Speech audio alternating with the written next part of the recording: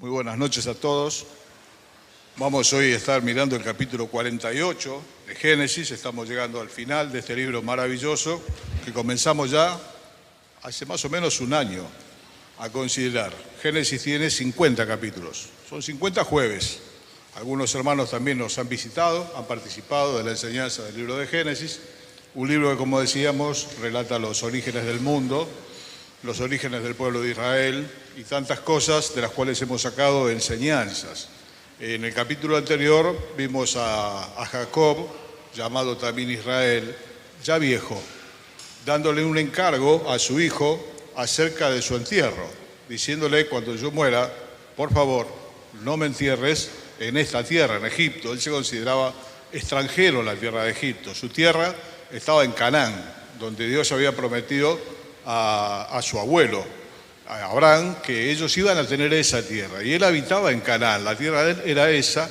Así que le dijo: por favor, cuando yo muera, no me entierres acá. Así termina el capítulo 47, con él ya muy avanzado en años, sabiendo que su tiempo se acercaba. Y nosotros tomamos para nosotros la reflexión de que nuestra ciudadanía no está en los cielos. El cuerpo seguramente nos sepultarán acá si el Señor no viene antes, pero nuestra manera de vivir, considerarnos extranjeros y peregrinos. El Señor dijo: no son del mundo, como tampoco yo soy del mundo.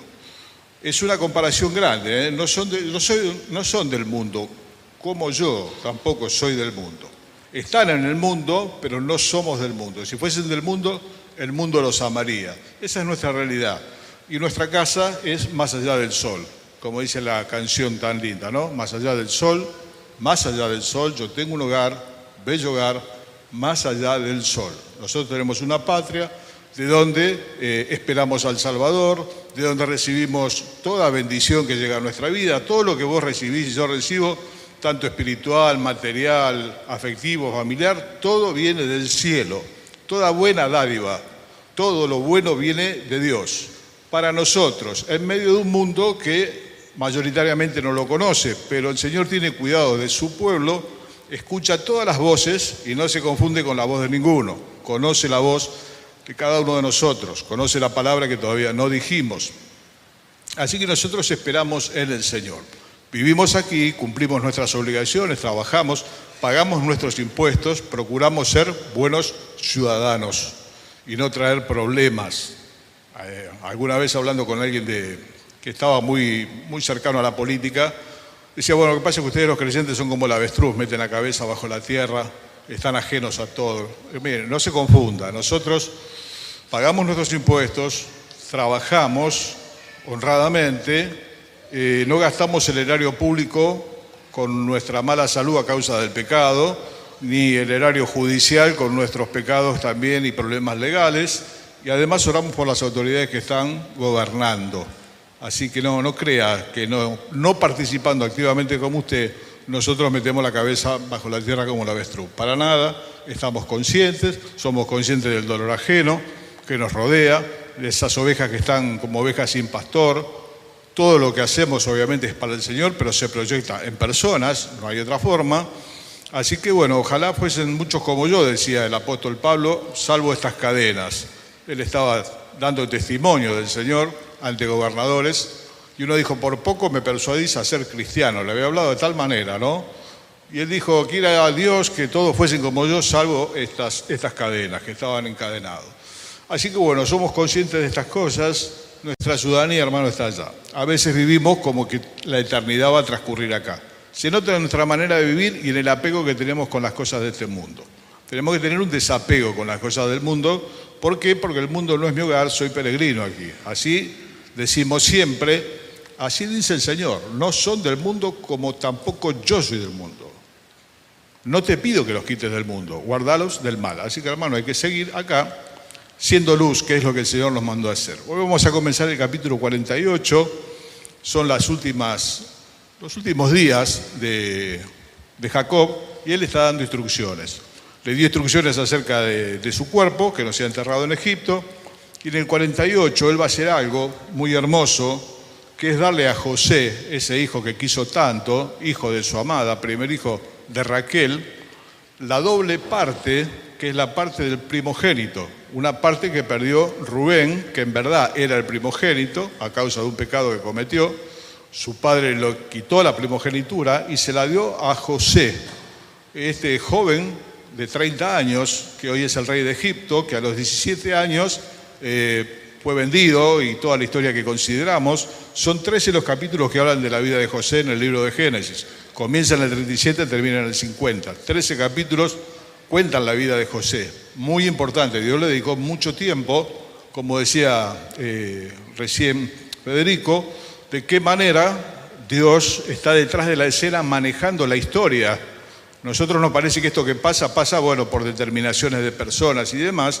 De alguna manera las determinaciones de personas están, pero el Dios de la historia y de las situaciones está manejando todas las cosas.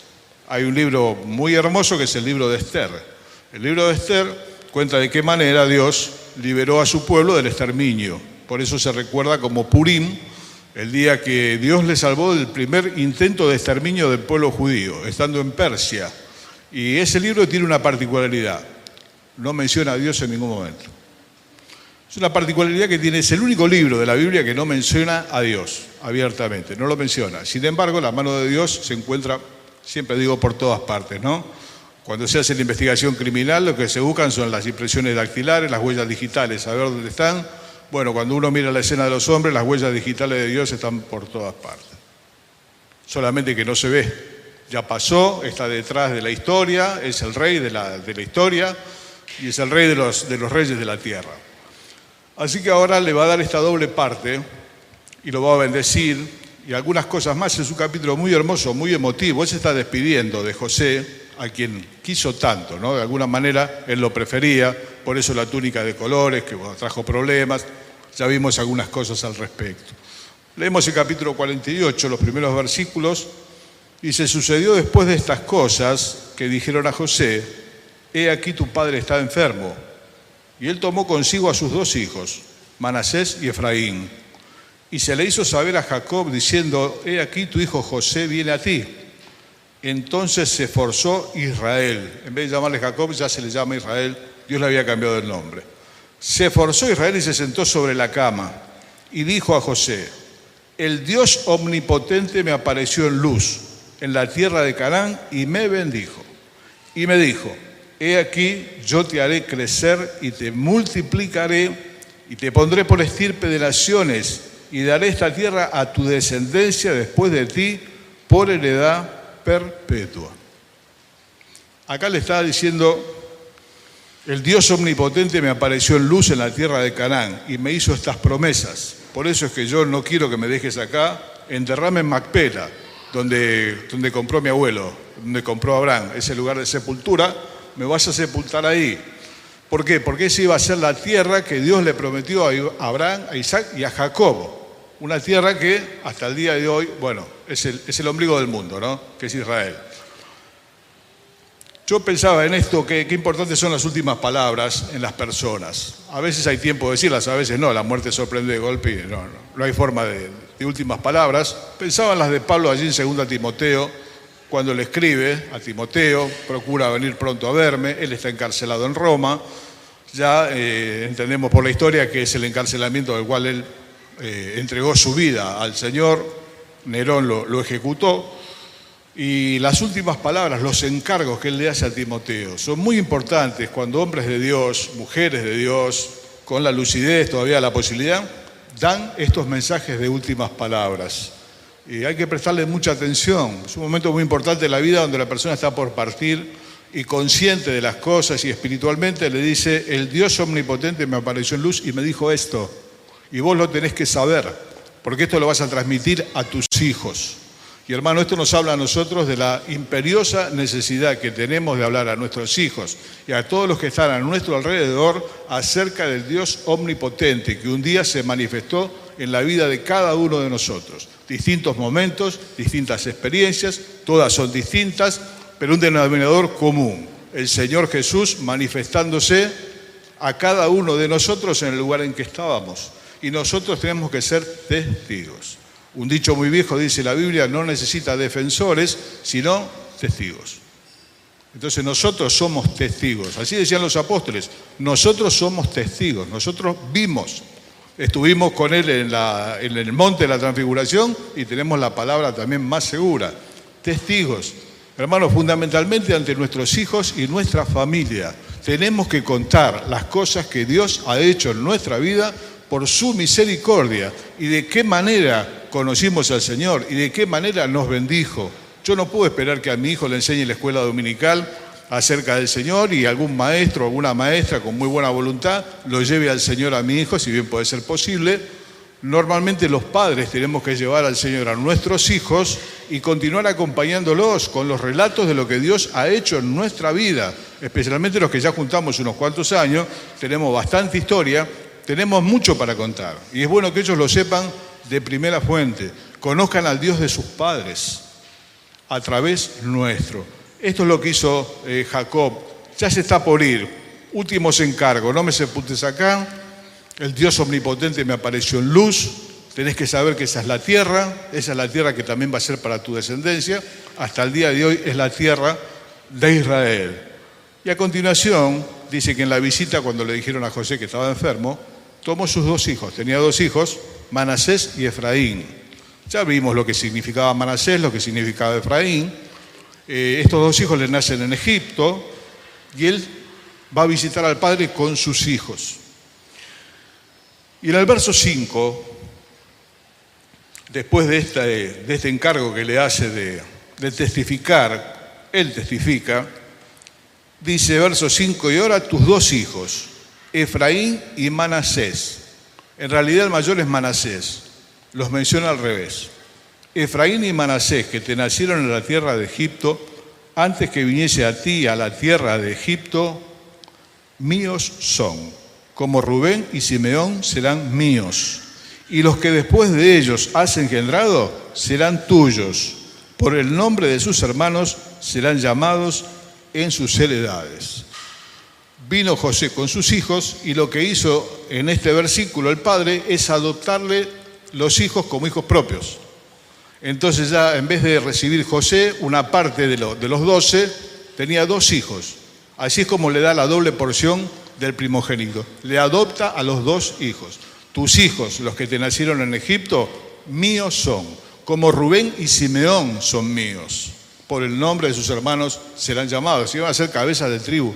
Efraín llegó a ser una de las tribus más importantes del reino del norte, tan numeroso que a veces se lo menciona como sinónimo de Israel. Fue tan grande la tribu de Efraín. De Manasés también, bueno, entre otros salió Gedeón. Bendecidos, muy bendecidos. Y este pasaje, yo alguna vez le conté acerca de las promesas. La Biblia, dicen algunos que tiene algo más de 3.000 promesas. Yo nunca las conté. Sé que hay muchas, algunos dicen 3.000, otros, pero son miles de promesas. Ahora, ¿cuáles son para mí?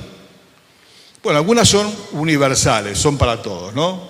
Voy a preparar lugar para que donde yo estoy, ustedes también estén. Bueno, eso es para todos. Pero algunas son particulares y personales. Y una promesa de Dios a mi vida es promesa cuando el Espíritu Santo la graba en mi corazón de una vez y para siempre. Pasan los años, me podré olvidar mi nombre, pero no me voy a olvidar el momento en que Dios me prometió esto y sigue latiendo en mi corazón. Esa promesa era para mí. Obviamente salió de la Biblia y se aplica. Yo lo guardo con mucho cariño, este pasaje muy marcado, hace 31 años cuando nació Mauro. Bueno, fui a avisar que quedaba embarazada Laura y cuando entré de vuelta al hospital, porque había que buscar un teléfono público, ¿no? Ya nació el nene, así que bueno, lo conocí en la nursería. Y cuando me acerco a él para verlo, para orar por él, estaba orando y diciéndole al Señor, Señor, ¿qué va a hacer de este hijo? Ya tenía Juani con 3 años y pico. ¿Qué va a hacer de este hijo? Todos los padres nos preguntamos, ¿qué va a hacer de nuestro hijo? ¿Será del Señor? ¿Será fiel? Y yo normalmente Génesis lo leo a principio de año, cuando comienza la lectura bíblica. Pero estábamos en diciembre, 28 de diciembre. Hacía rato que no pasaba por estos versículos. Bueno, es un testimonio personal, tómelo de esa manera, no es doctrina. Pero de alguna parte de mi corazón ese texto se apoderó de mí y Dios me dijo, tus 2 hijos, los que te nacieron acá, son míos. como Rubén y Simeón son míos. Esa fue una promesa que me hizo Dios. Como esa guardo un puñadito más. Sin embargo, hay como 3.000. Otras son para otro. Dios hace con cada uno como Él quiere. Eso a mí me dio la certeza y la tranquilidad de que mis hijos iban a ser del Señor, porque fue algo que le habíamos pedido al Señor antes que nazcan los hijos. Lo único que quería es que fuesen fieles, que fuesen del Señor, si es posible que fuesen útiles. Y ahí ese día el Señor, junto a mi hijo recién nacido, tus 2 hijos, me dijo, no solamente este, el mayor también, los que te nacieron acá en Egipto, míos son, como Rubén y Simeón son míos, de la misma manera. Dios me adoptó los hijos ese día. Ahora, cuando Dios dice, tus hijos que te nacieron en Egipto son míos, la promesa es hermosa, porque uno sabe que van a ser del Señor, pero también significa que le pertenecen al Señor. Lo cual significa que hasta aquí me los concedió y podría pedir la vida de ellos en cualquier momento. Es la realidad. Yo no lo podría cambiar. Y no podría decir nada porque son de Él. Cuando hubo algún peligro en la vida de ellos, alguna situación que pasaron, Dios siempre trajo este versículo de vuelta. Tus hijos que te nacieron en Egipto, acá en Capital, son míos, quedad tranquilo, como Rubén y Simeón. Yo me ocupo, tranquilo, son míos, son mis hijos. Pero te digo, eso implica que todo lo que acontece en la vida de ellos, bueno, hermano, son del Señor. Los hijos son del Señor. Nosotros a veces decimos, este es mío y apropiamos, hermano, los hijos son del Señor. Y es lo mejor que le puede pasar en la vida, que tu hijo y mis hijos sean del Señor y nosotros poder verlo con los ojos. Es una bendición. Bueno, esta promesa no se apaga después de 31 años, sigue latente, me acuerdo el momento, estaba al lado de la cuna. No quiero hacer de mi experiencia un principio, como hablamos tantas veces, pero lo comparto porque es parte del testimonio que estoy dando de la gracia de Dios conmigo en este caso, que ha sido tan bueno adoptarme los hijos, cuidarlos, encontraron buenas mujeres, fieles, se casaron, han formado sus hogares. Así que una promesa cuando Dios la pone por el Espíritu Santo no se borra nunca más de tu cabeza. He leído promesas como todos ustedes, tal vez vaya a saber si cientos o miles. Sin embargo, bueno, algunas entiendo y digo, bueno, Dios quiera, puedo hacer de esta manera, pero no tengo esa convicción. En un puñadito, la convicción de que Dios me dijo, sin ser místico, por la palabra, ese pasaje que hacía mucho que no leía, apareció, se apoderó de mí hasta el día de hoy y creo que de mi muerte también. Él acá le adopta a los 2 hijos y así José recibe una doble parte de la herencia. ¿Qué es lo que dice el verso 7? Le va contando a José para que él sepa, él tiene que saber del Dios de sus padres. Y ahora le cuenta de su madre. Le dice, porque cuando yo venía, verso 7, cuando yo venía de Padán Aram, se me murió Raquel en la tierra de Canaán. En el camino, como media legua de tierra viniendo de Efrata, y la sepulté allí en el camino de Efrata, que es Belén. Cuando yo venía de Padán Aram, se me murió Raquel. Qué expresión tan hermosa, tan cercana, tan cariñosa para con esa mujer que él quiso tanto. Se me murió. A mí se me murió. Creo que alguna vez le conté que en un aniversario en Zona Sur, hace mucho tiempo, estaba festejando el 47 aniversario de una iglesia y hablando con el pastor, un hombre que tiene algunos años más que yo, había perdido su esposa, había fallecido, una mujer muy fiel, hacía unos meses. Y me dice, es el primer aniversario que paso sin mi esposa. Y a veces de apresurado tenemos que aprender a callar más que hablar. Le dije, pero bueno, está con el Señor, pero no está conmigo, me dijo. Y ya entendí que no tenía que decir más nada, lo saludé y me fui a sentar a mi lugar. Se me murió Raquel. ¿Y qué hice? La sepulté en el camino, que va a Belén, como a media legua. Y esto nos deja otra enseñanza, hermano, que tenemos que seguir el camino. Hay personas que quedan aferradas a ese momento, a esa pérdida, no la pueden superar jamás, del papá, de la mamá, de un hermano, de un hijo, y Dios nos pide que lo olvidemos. Lo que pide es que no nos quedemos en el camino. Dijo el Señor a los suyos, uno le pidió enterrar al padre, ¿no? Y le dijo, dejá que los muertos entierren a los muertos. Vos vení a predicar el reino de Dios. Todos nosotros hemos tenido pérdidas y bueno, y los hemos sepultado. Con dolor, con tristeza, la recordamos siempre. El duelo no dura 24 horas, lleva tiempo, pero allí lo dejé. Palabras de un peregrino. Yo venía de Padán Aram. Se me murió Raquel. ¿Cuándo? En el parto de Benjamín, el segundo. Dio trabajo, no había las posibilidades médicas que hay hoy y bueno, su mamá murió, Benjamín vivió, pero Raquel murió en el parto. Así que dos expresiones muy lindas. Se me murió. Y yo la sepulté en el camino y seguí mi camino porque yo camino hacia la casa de Dios. Alguna vez le dijeron al rey David que su hijo recién nacido había muerto. Él había tenido un hijo, toda una historia ya en Samuel, fruto de una relación que Dios no bendijo, y el resultado fue que el chiquito falleció, el bebé falleció. David estaba orando, tirado en el piso sin comer, prácticamente postrado, y en un momento vio por la cara de los que estaban con él que algo había pasado, que el chico había muerto.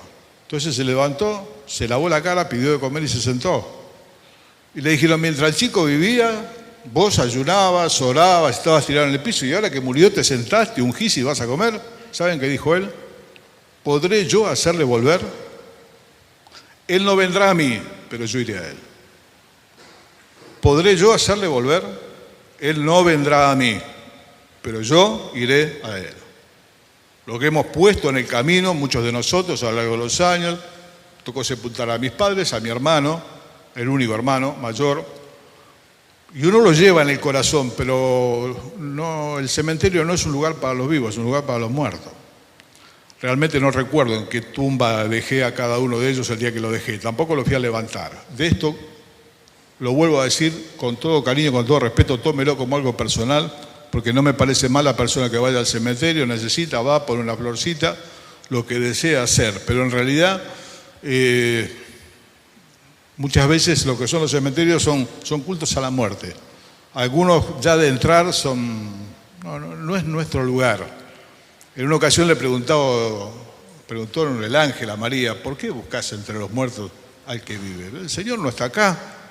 Acá lo que quedó es la crisálida de algunos que volaron, que salieron. Y bueno, y eso vuelve a la tierra. Y después nos mandan una nota de la municipalidad si queremos ir a levantarlo. Yo en mi caso no respondí directamente, lo cual da el consentimiento para que levanten y pongan los huesos en el osario general, porque allí no están mis padres. Mis padres están con el Señor, mi hermano también. Y yo camino hacia allá. Y no nos podemos detener. Y yo no puedo superar la muerte de mi papá, la muerte de mi mamá, lo que sea. Hermano, es posible. Por eso es la gracia de Dios, que da consuelo, que sana la herida. La herida no sangra, queda, pero no sangra. Y tenemos que seguir adelante. Dejá que los muertos se entierren a los muertos. Vos vení y vamos a predicar el reino de Dios, porque en cualquier momento vas vos también o viene el Señor. No sé cómo sea. Muchos de nosotros no tenemos tanto tiempo por delante para encontrarnos con el Señor y con nuestros seres queridos. Hermosas palabras. En el camino, viniendo de Padán Aram, se me murió Raquel. Era muy importante para mí. ¿Y qué hiciste? La enterré junto al camino y seguí. No me quedé allí, no hice la casa ahí. Raquel no está ahí, él lo sabe. Lo que dije ahí es el cuerpo. Hasta el día de hoy se puede visitar la tumba de Raquel. Cuando alguien hace turismo religioso, que le llaman, que viaja a Israel a hacer todas esas visitas, se puede visitar lo que se supone que es la tumba de Raquel, en el camino a Belén, conforme dicen las Escrituras. Bueno, el verso 8 va a bendecir a estos nietos y los va a adoptar, ya los adoptó como hijos, por lo tanto los va a bendecir.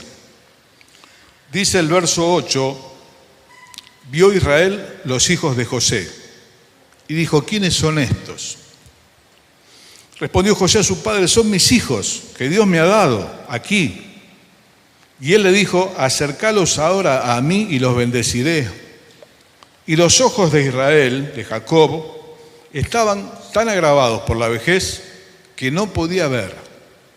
Les hizo pues acercarse a él y él les besó a Efraín y a Manasés y los abrazó. Y dijo Israel a José, no pensaba yo ver tu rostro y aquí Dios me ha hecho ver también tu descendencia.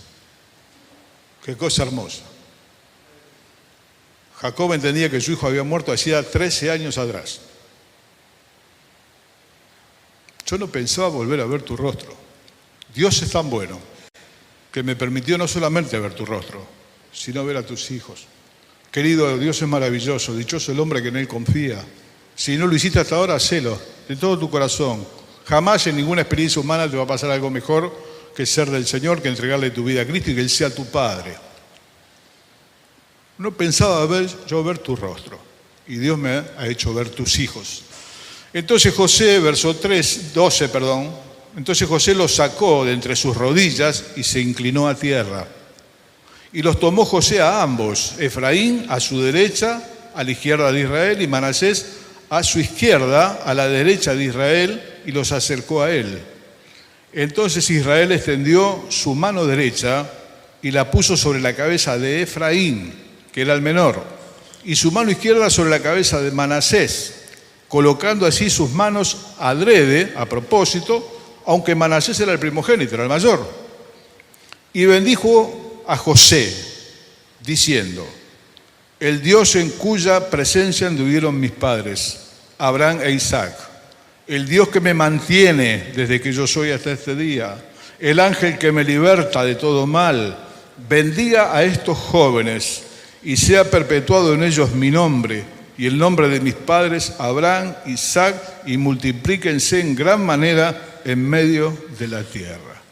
El Dios en cuya presencia anduvieron mis padres Abraham e Isaac.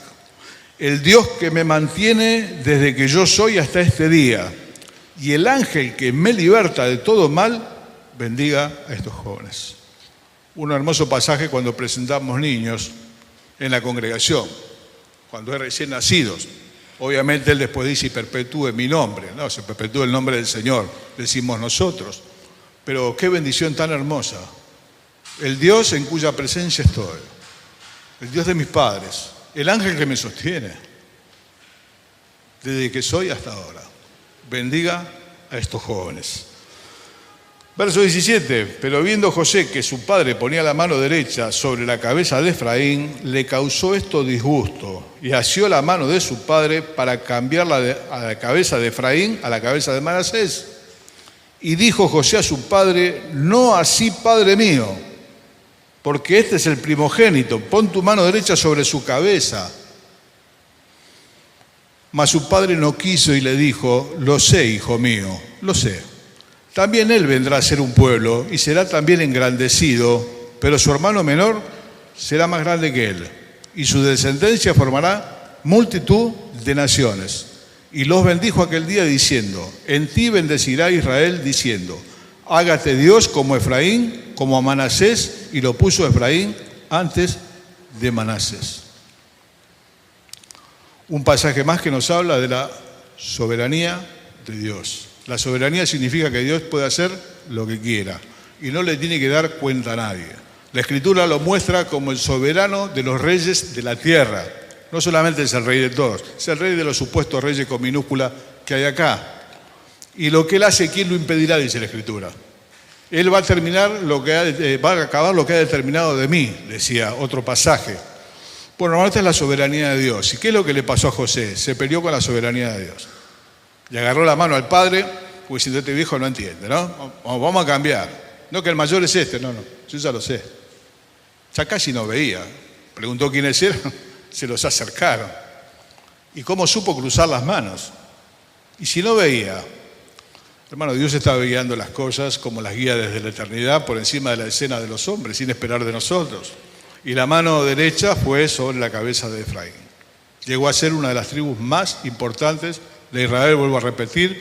Muchas veces en el libro de Oseas se habla de Efraín y de Israel indistintamente. Casi llegó a tomar un lugar de preponderancia como su padre, una tribu enorme, muchísima gente. Y bueno, José no entendió. No así, padre mío.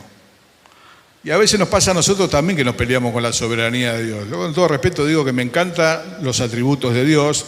Y dice: ¿cuál es el que más te gusta? Y la misericordia. Y el otro, la gracia. Y el que menos te gusta, la soberanía de Dios. No me gusta. No me gusta cuando hace lo que no quiero. No me gusta. ¿Y qué cambia, no? Que te guste o no te guste, ¿qué cambia? No cambia nada, pero sé que es soberano. Pero la soberanía de Dios trae cierto vértigo a la vida, ese es el problema. Y dicho con todo respeto, Dios se sale del molde a cada rato. Y es difícil seguir la huella de sus pasos, es difícil. Y sorprende, y él le quiso cruzar las manos. No tiene sentido. Lo que él ha determinado, ¿quién lo va a impedir? Nadie. Otro dijo, si nosotros conociésemos el futuro, abrazaríamos la voluntad de Dios inequívocamente. Pero al no saber, muchas veces nos gana la incertidumbre.